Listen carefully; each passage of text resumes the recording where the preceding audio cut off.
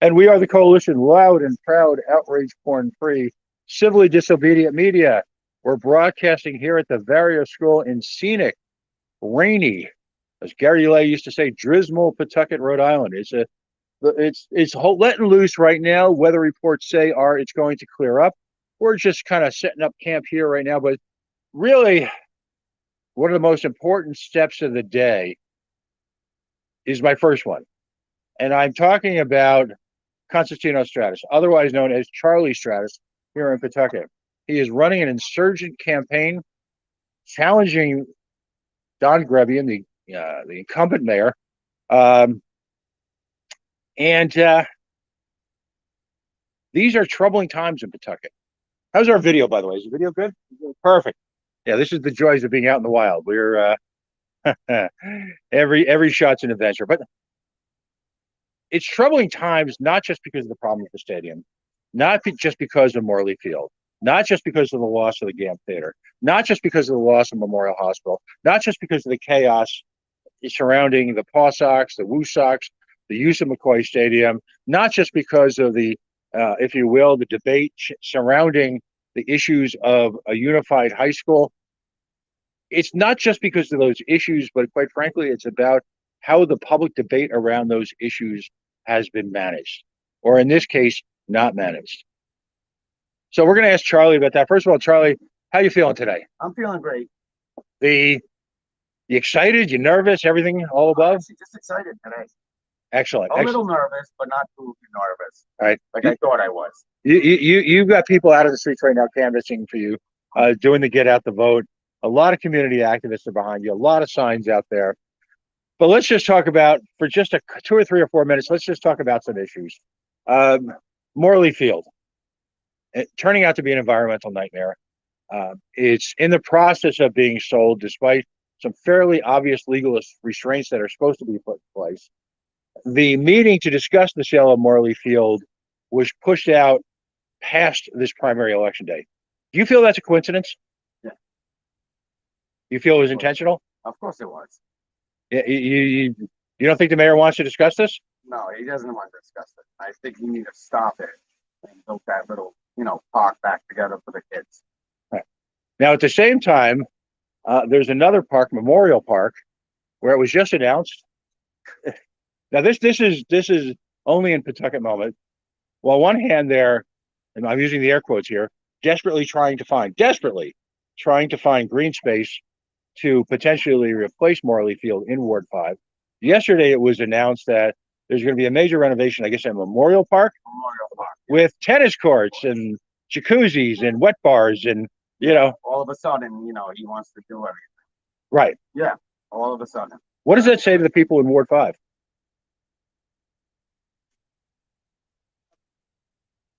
What kind of message do you think that sends?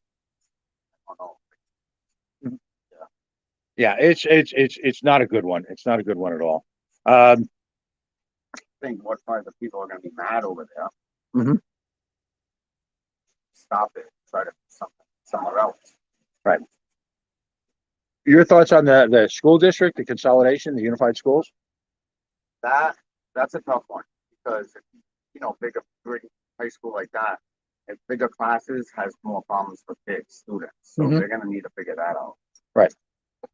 And overall, you've got this flood of talent, if you will, from Pawtucket City Hall. No fewer than about a dozen major leaders have left City Hall in the last 2 to 3 months.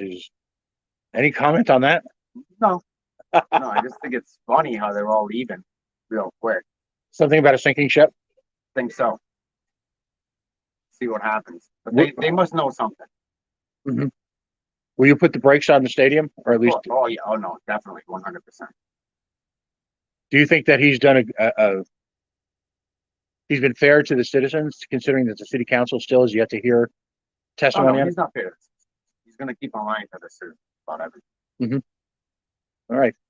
Well, Charlie, listen, good luck today. All right. Thank you so much. All right. And let's go. Team Stratus. Go Constantino Stratus today. Thanks, buddy. Thank you. All right. All right. I'm going to ask Sean Kelly to join us.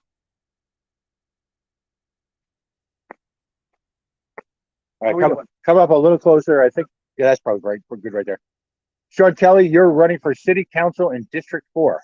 Talk to us a little bit about District 4. District 4 takes up both sides of the river. School Street and Prospect Side and the Oak Hill area. Right. Right in the middle of the sidewalk. Right. I mean, it's a pretty complex neighborhood, isn't it? I mean, you've got all the way to Quality Hill over there. right a real mix of people's personalities, backgrounds, economic levels. What's your priority right now in terms of becoming a city council? What are you going to be all over? Mm-hmm. Terrible. It's and from what sense? What do you object to primarily? Well, the money making side, which would be School Street, mm-hmm. the piggy bank's empty. So the economic part of the deal, it's not even in place. Mm-hmm. It's going to get us soccer stadium, $60 million for 17 home games. That doesn't add up to me. Do you find that most soccer is actually very important in a community like Providence, Pawtucket, Central Falls, parts of Cranston, but isn't most of that soccer community soccer? Local neighborhood teams, right. Local church organizations, things like that. Do you think there's an appetite within the soccer community for an expensive soccer stadium? To be honest, I don't know this. Mm-hmm. So I can't speak on that. Mm-hmm. I'm speaking on the business deal for the city. Right. $10 million just from the top end. The city hasn't announced where this is coming. The word is out that allegedly, and because Revian keeps talking about, it's going to come from the TIF. It's going to come from the TIF. So somehow there's going to be an additional tax levy. I'm assuming because they need the money now that they would have to borrow from a revenue bond for tax payments down the road. Who's on the hook if those tax payments don't come through? Yeah. So there really is no taxpayer protection for the residents of Pawtucket, is there? Eric ran ahead the other day and she asked multiple times. I didn't have an answer. Oh, it's taxpayer protection. Right. And the investors. I don't know why it's such a big secret. They are. Right. Well, there's also allegations, and would this surprise you on the street, that they're having difficulty getting investors? Oh, I think that's obviously the case. Mm-hmm. I don't see why it's a big secret. All right. So where can folks find you today? Which polling place do they need to come to where they can vote for you? All right, the barrier.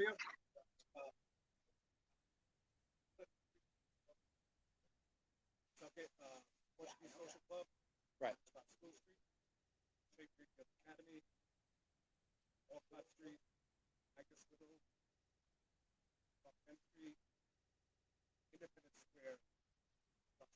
So people can vote all around the city. No, that's just District 4. District 4. Okay, so you have that many polling places. How many polling places are in District 5? Not many. Okay. Shocked? Surprised by that? Listen, thanks for joining us. All right, Pat. Have fun today. I'll go back Good luck today. And get back in the rain and talk to people. I think we're going to ask you, is Melissaderozan going to join us for a few minutes? You going to join us online? Sure. Take out here. Take off my mask. My mask is important today. The mask is important today. Okay.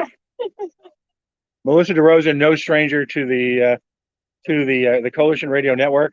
Been on Eyes for Pawtucket a number of times with Lynn Farinelli and Christine Bento, who's in the background here, riling up votes as well as riling up a few tempers, because that's what Christine does really, really well.